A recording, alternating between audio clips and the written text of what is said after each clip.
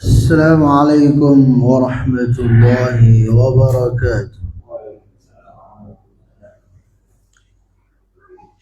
إن الحمد لله نحمده ونستعينه ونستغفره ونعوذ بالله من شرور أنفسنا ومن سيئات أعمالنا. من يهده الله فلا مضل له ومن يضلل فلا هادي له.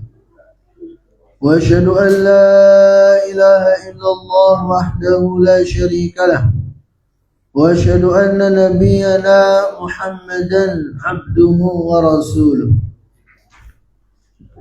يا أيها الذين آمنوا اتقوا الله حق تقاته ولا تموتن إلا وأنتم مسلمون. رب اشرح لي صدري ويسر لي أمري واحلل عقدة من لساني يفقهوا قولي. اللهم انفعنا بما علمتنا وعلمنا ما ينفعنا وزدنا علما يا رب العالمين. Ikhwani al-a'izza, puji dan syukur senantiasa kita panjatkan kepada Allah Subhanahu wa ta'ala atas segala limpahan nikmat dan karunia yang telah Allah Subhanahu wa ta'ala berikan kepada kita semua, bil khusus nikmat iman dan Islam, begitu pula nikmat kesehatan dan kesempatan yang alhamdulillah sampai detik ini masih kita miliki dan rasakan. Maka sudah semestinya bagi kita untuk berusaha mengisi hari-hari kita, mengisi nikmat umur, nikmat kesempatan yang Allah Subhanahu wa ta'ala masih berikan kepada kita ini dengan memperbanyak amal saleh. Karena sejatinya memang kita diciptakan untuk beribadah, untuk mengabdi kepada Allah Subhanahu wa ta'ala. Ya, sebagaimana firman Allah Subhanahu wa ta'ala dalam Al-Quran, وَمَا خَلَقْتُ الْجِنَّ وَالْإِنسَ إِلَّا لِيَعْبُدُونَ. Yang artinya, tidaklah aku menciptakan jin dan manusia melainkan agar mereka beribadah hanya kepadaku.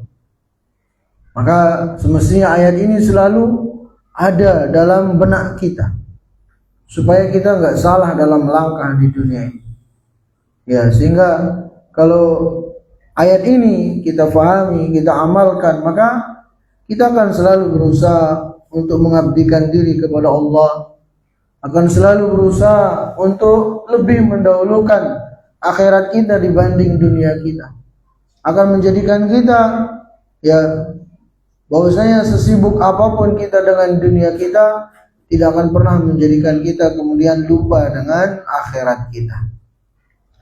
Nah, para jamaah yang Allah muliakan, pada kesempatan ini kita akan lanjutkan pembahasan kita dari kitab Mawsu'atul Akhlaq Al-Islamiyah. Itu kita akan bahas poin yang ke-6 dari kitab ini, itu tentang mahabbatu ahlil bait. Ya, mencintai ahlul bait. Kata beliau di sini, i'lam anna mahabbata ahlil bait fariidatun. Ketahuilah bahwasanya mencintai ahlul bait, keluarganya Nabi sallallahu alaihi wasallam, keturunannya Nabi sallallahu alaihi wasallam, itu adalah sebuah kewajiban. Wa ihtiramuhum diyanatun, dan memuliakan mereka adalah bagian dari agama ini. Waddifa'u anhum min ajallil qurbat wa mutaba'atuhum fi hadihim min a'zamit ta'at. Dan membela mereka ahlul bait, ya, termasuk dari bentuk mendekatkan diri kepada Allah Subhanahu wa ta'ala, bahkan mengikuti petunjuk-petunjuk mereka. Itu tatkala yang mereka tentunya mengajak kepada sunnah Rasulullah sallallahu alaihi wasallam, maka mengikuti petunjuk mereka ahlul bait yang seperti itu termasuk dari ketaatan yang agung. Wa yakfi tazkiyatullah ta'ala lahum biqauli jalla wa ala. Dan cukup bagi kita bagaimana Allah Subhanahu wa taala mentazkiyah ya para ahlul bait itu dalam firman-Nya, innama yuridullah liyudhhiba 'ankumur rijsa ahlal bait wa yutahhirakum tathhira. Ya sungguh Allah Subhanahu wa taala ingin membersihkan kalian wahai ahlul bait dari segala bentuk dosa dan mensucikan kalian sebersih-bersihnya. Ya, ini semua yang menunjukkan kepada kita bagaimana Allah Subhanahu wa taala dalam ayat ini memuliakan ahlul bait. Ya, mensucikan mereka. Walaupun kita ahlus sunnah wal jamaah ya tidak meyakini bahwasanya ahlul bait itu adalah orang yang maksum. Ya, orang yang terpelihara dari dosa dan maksiat. Karena dalam aqidah ahlus sunnah wal jamaah, manusia yang maksum itu hanyalah para nabi dan rasul. Ya, itu akidah kita ahlus sunnah wal jamaah. Adapun ya para wali, ya orang-orang saleh, bahkan ini ahlul bait, ya keluarganya Nabi sallallahu alaihi wasallam, keturunan beliau, maka mereka bukanlah manusia-manusia yang maksum. Tapi mereka adalah manusia yang mulia, yang semestinya kita hormati, kita muliakan, kita bela dan seterusnya. Nah, kemudian pertanyaannya sekarang, manhum ahlul bait? Siapakah ahlul bait? Keluarganya Nabi, keturunannya Nabi sallallahu alaihi wasallam. Maka di sini ada beberapa pendapat di kalangan para ulama. Ada yang mengatakan humul ladzina hurrimat alaihimus shadaqah.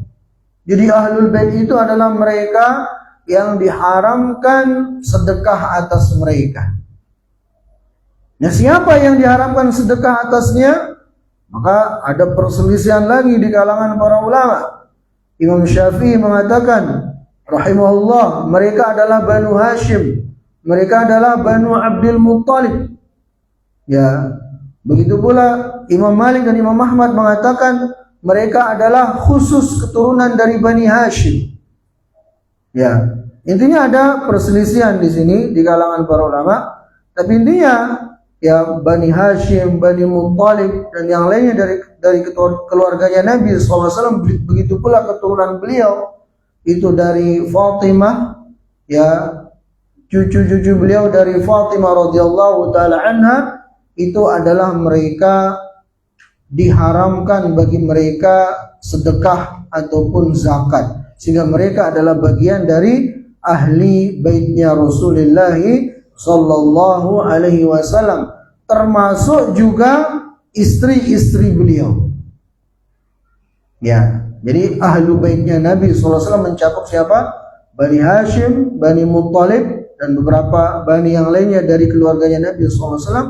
Kemudian juga dari keturunan beliau, anak-anak beliau, cucu-cucu beliau, kemudian juga istri-istri beliau yang termasuk dari ahlul bait.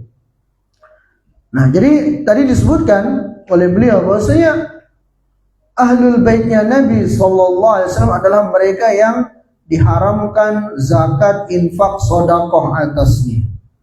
Ini berdasarkan sebuah hadis. Ya, disebutkan kana Rasulullah sallallahu alaihi wasallam yu'ta bin nakhli 'inda istirami fayaji'u hadha bi tamrin wa hadha bi tamrin hatta yasira 'indahu qaumun min tamrin faja'ala al-Hasan wal Husain yal'aban bidzalika tamr فأخذ أحدهما تمرة فجعلها في فنظر إليه رسول الله صلى الله عليه وسلم فأخرجها من فيه فقال أعلمت أن آل محمد لا يأكل الصدقة.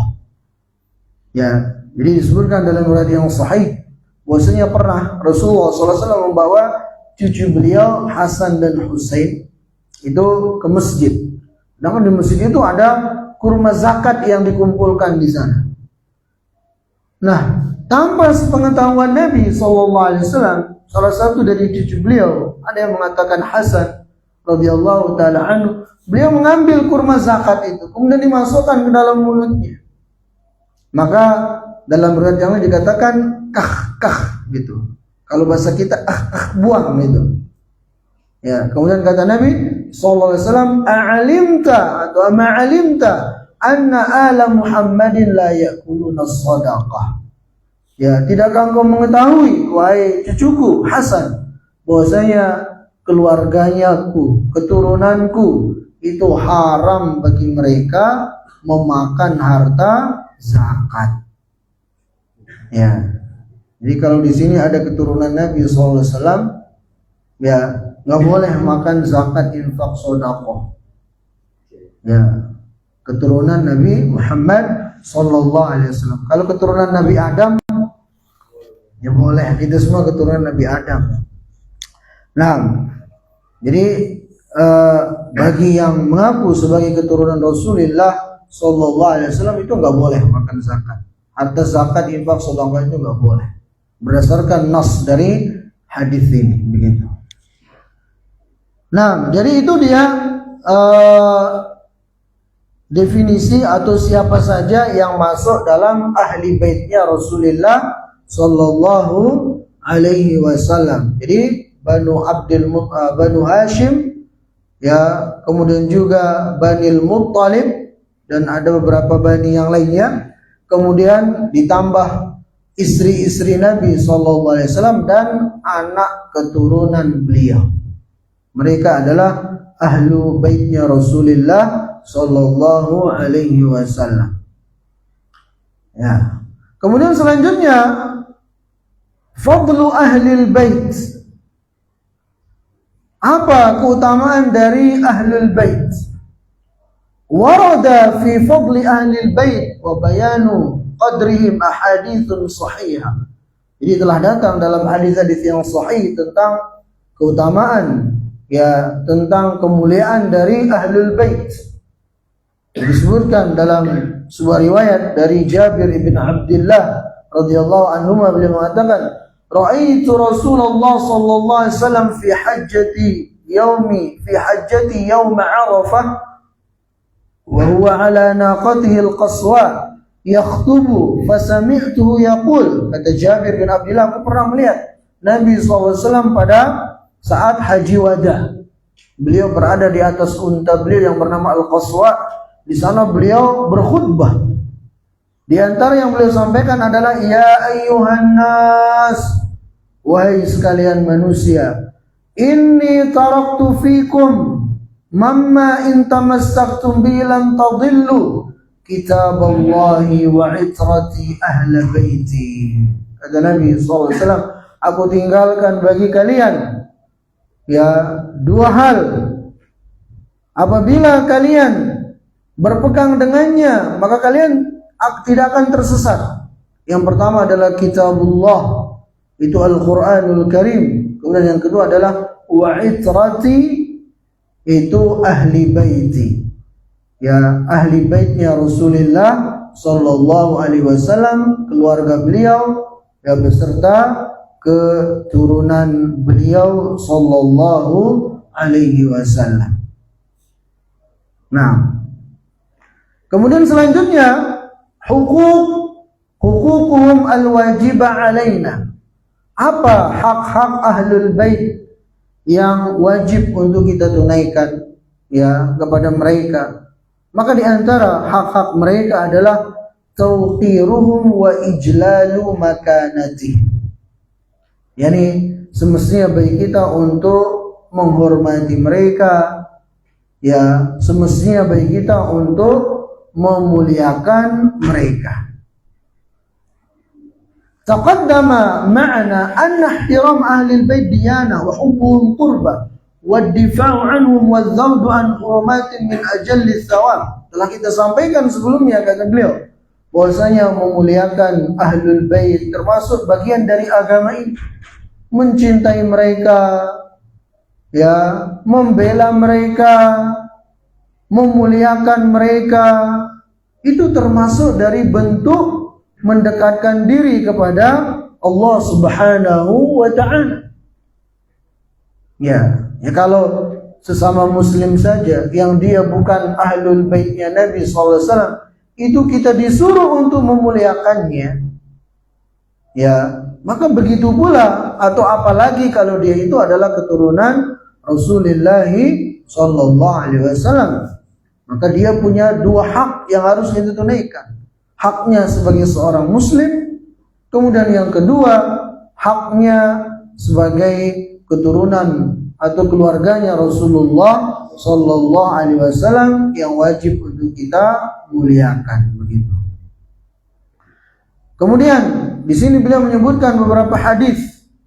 Yang pertama adalah sabda Nabi Sallallahu Alaihi Wasallam, "Man radda an irdi akhi kana lahu hijaban minan nar." Kata Nabi Sallallahu Alaihi Wasallam, barang siapa yang membela kehormatan saudaranya, maka itu akan menjadi tameng bagi dia dari api neraka. Ada saudaranya dilecehkan kehormatannya, dia bela saudaranya, maka pembelaannya itu akan menjadi tameng bagi dia dari api neraka.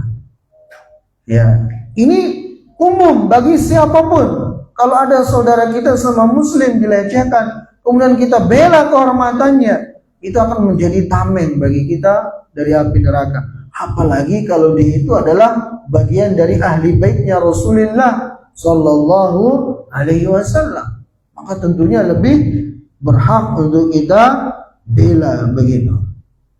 Begitu pula dalam hadis yang lain dari Mu'adz ibn Anas al-Juhani, beliau berkata bahwasanya Rasulullah Sallallahu Alaihi Wasallam bersabda, "Man hama mu'minan min munafiqin."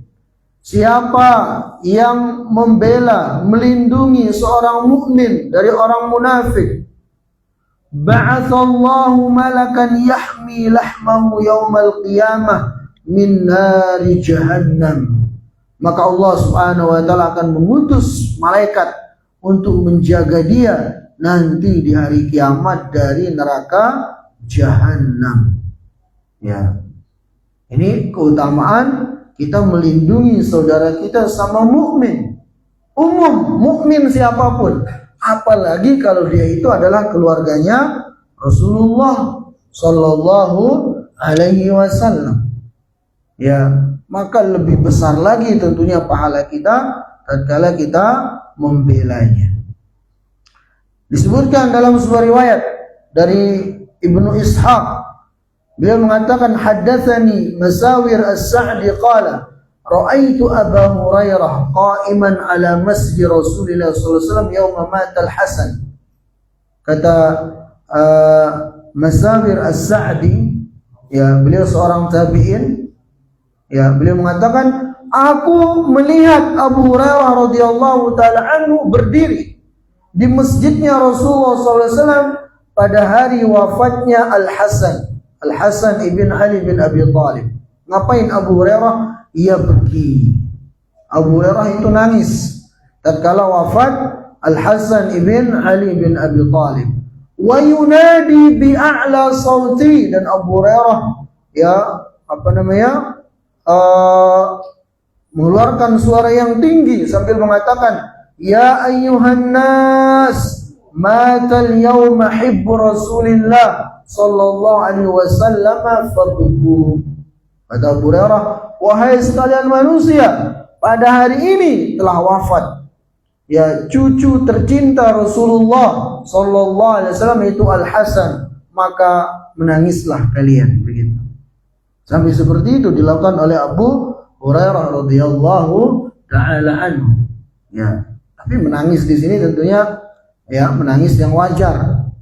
Kalau yang dilakukan oleh orang-orang Syiah, ya mereka teriak-teriak, ya pakai mic, teriak-teriak nangis berjamaah, ya apalagi sambil menampar-nampar pipinya, memukul-mukul badannya, tentunya itu tidak sesuai dengan syariat Islam. Ya, itu bagian dari ratapan yang diharamkan oleh Rasulullah Sallallahu Alaihi Wasallam. Karena meratapi orang yang sudah wafat itu sendiri hukumnya haram. Bahkan menjadi sebab pelakunya itu terancam laknat dari Allah Subhanahu wa taala, begitu. Maka nggak mungkin suatu perbuatan yang mengundang laknat itu dijadikan sebagai ritual ibadah. Nggak mungkin. Dan ini yang dilakukan oleh orang-orang Syiah, terutama pada tanggal 10 Muharram, begitu. Itu mereka meratapi kematian siapa? Al-Husain ibn Ali bin Abi Thalib yang wafat syahid di tanah Karbala, begitu. Nah, kemudian juga waqala al-Imam Az-Zahabi, berkata al-Imam Az-Zahabi rahimahullah fi tarjamati Zainal Abidin ibn Al-Husain ibn Ali bin Abi Thalib.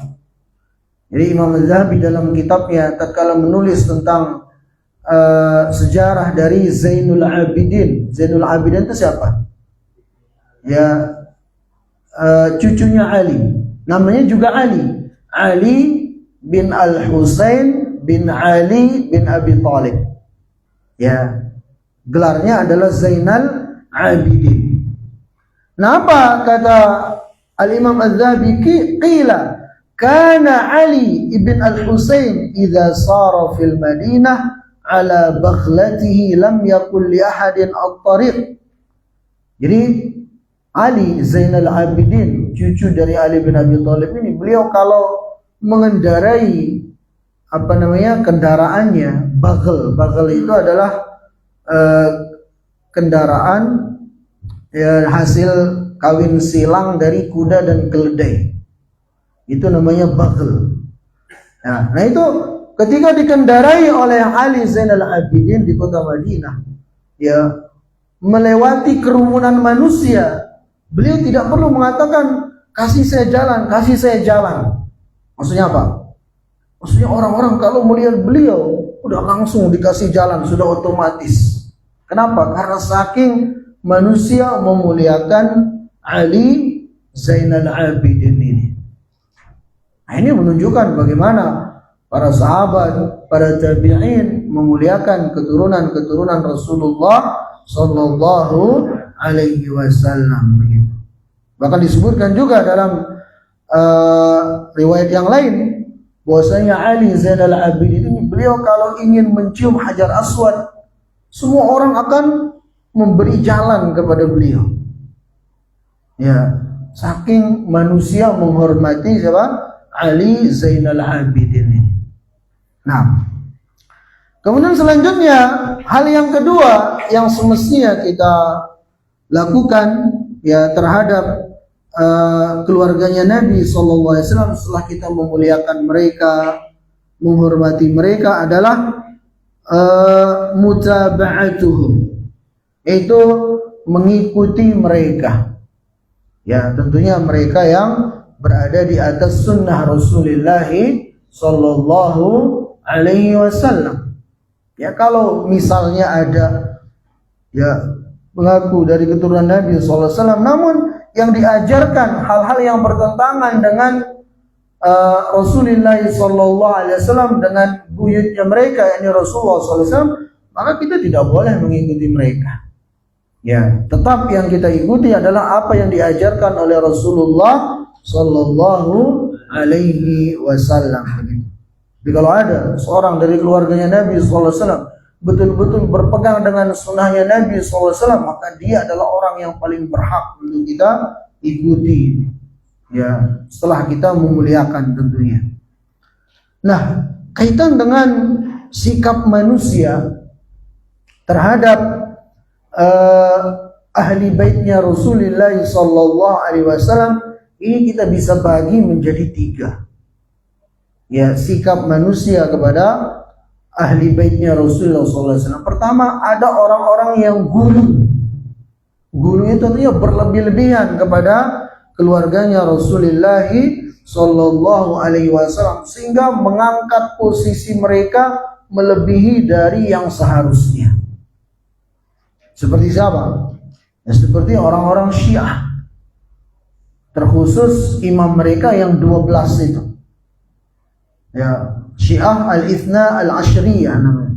Syiah 12 imam. Jadi 12 imam mereka itu, ya, itu berasal dari keturunan Rasulullah SAW, terutama dari Husain. Ya, dari Husain ibn Ali bin Abi Thalib. Kenapa? Kebanyakan imamnya orang-orang Syiah dari Husain, dari keturunan Husain. Karena Husain bin Ali bin Abi Thalib menikahi putri dari Raja Persia. Dan orang-orang Syiah itu orang-orang Persia, pendukung Persia begitu. Ya. Kenapa orang-orang Syiah itu sangat benci kepada Umar bin Khattab? Karena Umar bin Khattab lah yang menghancurkan negara Persia sampai ke akar-akarnya. Ya, makanya misi orang Syiah, misi jangka panjang mereka adalah bagaimana membangkitkan negara Persia yang telah dihancurkan oleh Umar bin Khattab radhiyallahu taala anhu. Ya. Maka mereka sangat membenci Umar bin Khattab. Bahkan pembunuh Umar bin Khattab siapa? Abu Lu'lu'ah al-Majusi. Agamanya Majusi. Persia itu agamanya Majusi. Dia yang membunuh Umar bin Khattab radhiyallahu taala anhu ketika Umar bin Khattab sedang sholat. Ya, ditusuk dengan pisau bermata dua. Ya, sehingga 3 hari setelah itu Umar bin Khattab wafat. Nah, ini yang membunuh Umar bin Khattab sangat dimuliakan oleh orang-orang Syiah. Ya, bahkan kuburan Abu Lu'lu'ah di Iran sana sampai sekarang itu sangat dimuliakan oleh mereka. Jadikan tempat ziarah dan seterusnya. Bahkan ada salah seorang imam Syiah berdoa mengatakan, Allahumma hsyurni ma'a Abi Lu'lu'ah. Jadi ya Allah, bangkitkanlah aku nanti di hari kiamat bersama Abu Lu'lu'ah. Kumpulkanlah aku bersama dia. Mudah-mudahan benar ya. Karena memang sama-sama ini gitu. Abu Lu'lu'ah orang kafir, penyembah api. Ya. Jadi kebanyakan dari imam-imam Syiah itu adalah dari keturunan Husain, bukan dari Hasan ibn Ali bin Abi Thalib, karena masih ada darah Persianya. Itu ketika Umar bin Khattab menaklukkan Persia tadi itu. Kemudian anak-anaknya raja ditawan. Salah satunya adalah anak raja yang bernama Shah Jihan kalau tidak salah. Ya, wanita, perempuan. Itu dihadiahkan kepada Al-Husain. Tapi Al-Husain mengatakan, aku tidak menjadikannya sebagai budak, tapi aku jadikan dia sebagai istriku yang sah. Ya. Nah, jadi bagi orang-orang Syiah, imam yang 12 itu bagi mereka adalah maksum. Ya, terpelihara dari kesalahan. Bahkan di antara imam Syiah yang bernama Al-Kulaini dalam kitabnya Usulul Kafi. Usulul Kafi ini kalau kita Ahlus Sunnah Bukhari Muslimnya mereka itu Usulul Kafi. Berisi hadis-hadis tentang Syiah. Nah, apa katanya dalam kitab Usulul Kafi ini, kitabnya orang Syiah ini tentang imam mereka itu? Innal a'immah alaihimus salam indahum jami'ul kutub allati nazalat min indillah wa annahum ya'rifuna ala ikhtilafi alsinatihim. Kata Al-Kulaini orang Syiah Tulen, sesungguhnya imam-imam Syiah itu mereka memiliki semua kitab-kitab yang Allah turunkan. Semua mereka miliki. Dan mereka menguasainya dalam semua jenis, segala jenis bahasa. Kata siapa? Kata Al-Kulaini, ya, dalam memuji imam-imam mereka yang 12. Artinya semua imam yang 12 itu punya kitab. Seluruh kitab dari Allah Subhanahu wa taala mereka miliki. Dan mereka ya memahaminya dengan seluruh bahasa. Kemudian dalam ucapan yang lainnya Al-Kulaini mengatakan, innal a'immata alaihimus salam ya'lamuna mata yamutun.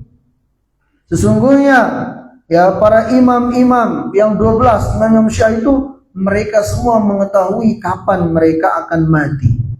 Wa annahum la yamutun illa bi ikhtiyarin minhum. Dan mereka itu tidaklah mati kecuali dengan keinginan mereka. Jadi kapan mereka mau mati, di sana mereka mati. Kalau belum mau, ya nggak akan mati-mati. Ini kata Al-Kulaini memuji imam. Tentunya ini berlebih-lebihan. Ya, ini semua bentuk gulu kepada imam-imam. Kemudian juga Al-Kulaini juga mengatakan, innal la'immata alaihimus salam ya'lamuna ilma ma kana wa ma yakun wa annahu la yakhfa alaihim syai'. Sungguhnya imam-imam yang 12 itu mereka mengetahui segala sesuatu sebelum terjadi, ya, mereka tahu semua. Ya, yang belum terjadi, yang sudah terjadi, bagaimana kejadiannya, mereka tahu semua, katanya. Padahal ini hanya Allah yang mengetahui seperti ini. Ya, mengetahui segala yang belum terjadi. Ya, yang belum terjadi, kalau terjadi kejadiannya seperti apa, itu hanya Allah yang tahu. Tapi ini malah dinisbatkan kepada imam-imamnya. Wa annahu la yakhfa alaihim syai', kata dia. Dan sungguh imam-imam yang 12 itu tidak ada yang tersembunyi darinya apapun. Artinya mereka mengetahui semua ilmu ghaib. Nah, ini semua adalah bentuk-bentuk sikap hulu kepada, ya, imam-imam mereka itu, yang dimana imam yang 12 itu adalah berasal dari keturunan Rasulullah Sallallahu Alaihi Wasallam. Ada yang sebaliknya, ya, namanya kelompok Nawasib. Ini lawan dari Syiah. Kalau Syiah terlalu gulu kepada Ahlul Bait. Sebaliknya ada kelompok Nawasib. Kalau Nawasib itu mereka merendahkan Ahlul Bait, ya, menghina Ahlul Bait. Nah, ini juga salah. Ya, maka yang benar apa? Yang benar adalah Ahlus Sunnah wal Jamaah. Yaitu mereka tidak bersikap gulu kepada Ahlul Bait, begitu pula tidak merendahkan mereka. Ya, namun mereka Ahlus Sunnah wal Jamaah meletakkan Ahlul Bait, keluarganya Rasulullah Sallallahu Alaihi Wasallam, pada posisi yang seharusnya. Yaitu mereka memuliakan Ahlul Bait, mereka mencintai Ahlul Bait. Ya, kita memuliakan Ahlul Bait, kita mencintai mereka, kita menghormati mereka, kita memuliakan mereka, kita membela mereka. Tapi kita pun tidak gulu kepada mereka. Ya, karena ada sebagian orang kadang padahal jelas, ya, walaupun katanya itu keturunan Nabi SAW, tapi memang orangnya enggak, bisa dikatakan tidak tidak waras lah begitu. Tapi dianggap itu sebagai wali kutub, wali ini, ya kan, tidak benar seperti itu adanya. Ya, bahkan ada sebagian orang juga berlebih-lebihan kepada para wali. Jadi anggap kalau padahal dianya minum khamr, dia bilang itu yang kamu lihat itu khamr. Ya, tapi kalau sudah masuk mulutnya itu jadi air. Ya, jadi kita enggak seperti itu juga. Misalnya dia duduk di meja ini, orang-orang lagi maksiat, dikatakan itu penglihatanmu, hakikatnya dia sedang berzikir. Enggak demikian juga, ya, cara kita memahami seperti itu. Ya, maka kita mengikuti dari Ahlul Bait, dari mereka yang sesuai dengan apa yang telah diajarkan oleh buyut mereka, yakni Rasulullah Sallallahu Alaihi Wasallam. Karena sejatinya adalah wa khairul hadi hadi Muhammadin Sallallahu Alaihi Wasallam. Bahwasanya sebaik-baik petunjuk adalah petunjuk Nabi Muhammad Sallallahu Alaihi Wasallam. Siapapun dia, kalau ternyata kemudian apa yang dia ajarkan itu tidak sesuai dengan apa yang diajarkan oleh Rasulullah Sallallahu Alaihi Wasallam, maka kita, ya, harus mendahulukan apa yang Rasulullah Sallallahu Alaihi Wasallam ajarkan dalam hadis-hadis beliau yang sahih, begitu. Dan juga ikhwanil a'izza, sebagaimana ya sebelumnya pernah kita sampaikan, bahwasanya pada dasarnya nasab seseorang yang tinggi, nasab seseorang yang mulia, itu pada hakikatnya tidak akan bisa menyelamatkan seseorang di akhirat kalau amalannya itu buruk. Ya, kalau amal perbuatannya di dunia ini tidak benar. Ya, kalau amal perbuatannya tidak sesuai dengan apa yang diajarkan oleh Rasulullah Sallallahu Alaihi Wasallam, nasabnya tidak bisa menyelamatkannya. Maka seorang itu setinggi apapun nasabnya, dia tidak boleh sombong dengan nasabnya tersebut. Ya, apalagi ada sebagian yang mengaku keturunan Nabi SAW mengatakan satu ya keturunan Nabi yang jahil katanya itu lebih baik daripada 70 ulama. Ya, ada yang mengatakan seperti itu.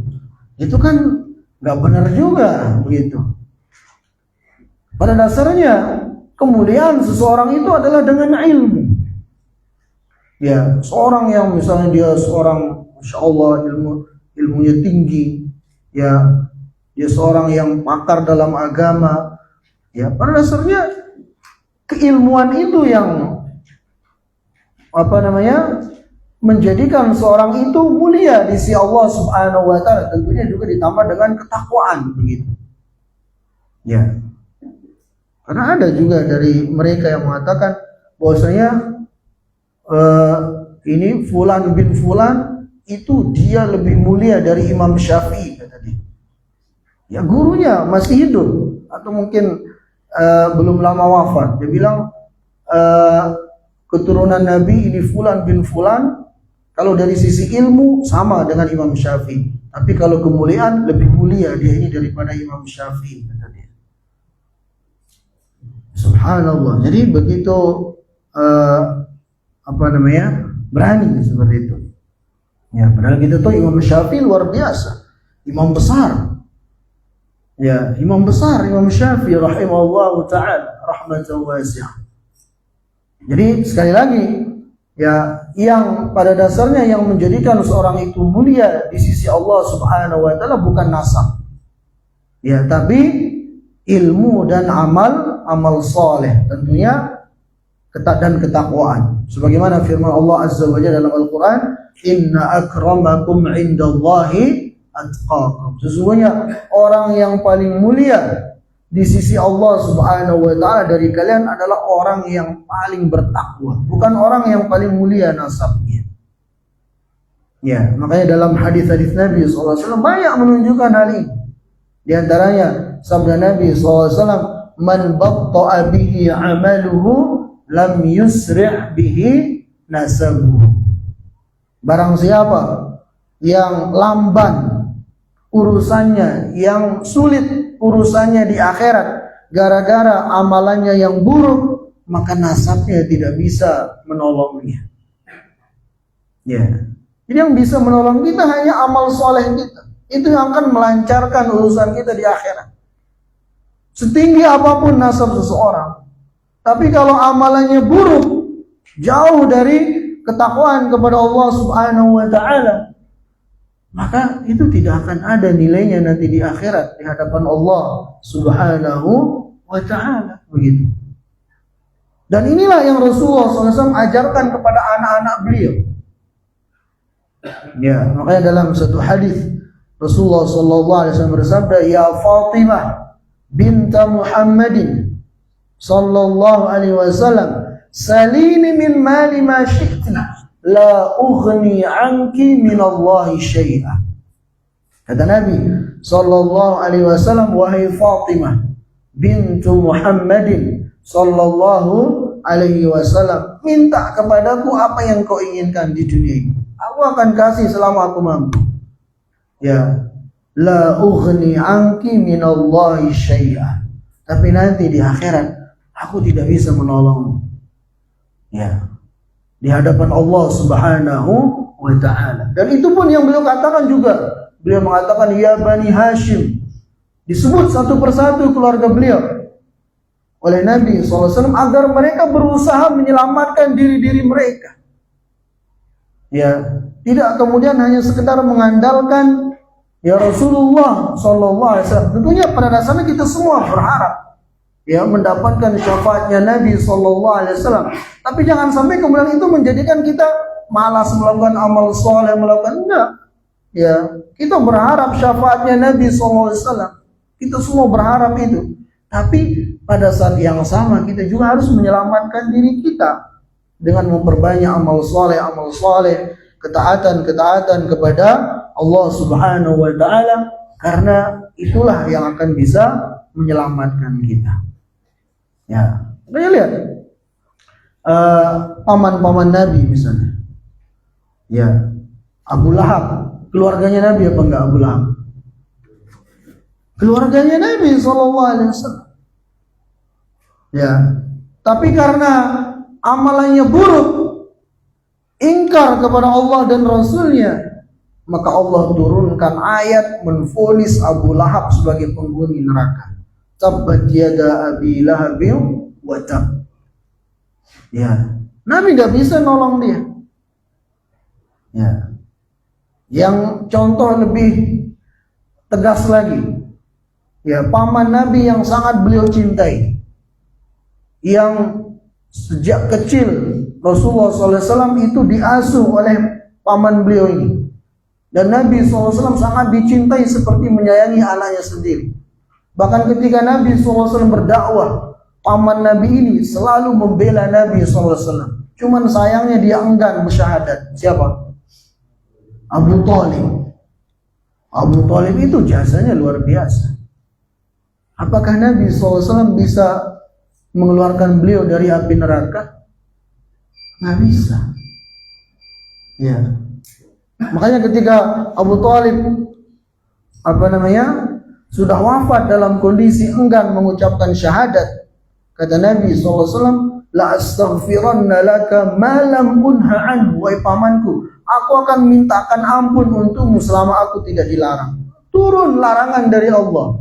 Maka nalin nabi walladzina amanu an yastaghfira lil musyrikin walau kanu uli qurba min ba'di ma tabayyana lahum annahum ashabul jahim. Tidak pantas bagi seorang nabi, begitu pula orang-orang yang beriman, untuk memintakan ampun kepada orang yang mati dalam keadaan musyrik, walaupun itu keluarganya sendiri.